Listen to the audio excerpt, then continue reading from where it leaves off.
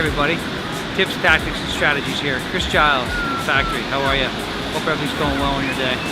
Just wanted to touch base. It's interesting, I'm watching these waves out here. These waves are telling a story. Just like the way we'd all like it to go, be in complete control, be in harmony with the situation.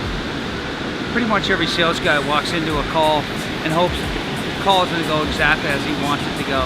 And in many ways it doesn't go that way. It doesn't go that way at all because the customer has their own needs, their own requirements, their own objectives. So it's just like riding the waves out here. It's just like the surfing. You've got to adjust to the surf. You've got to adjust to the waves. The ocean is in control, or therefore the conversation is in control.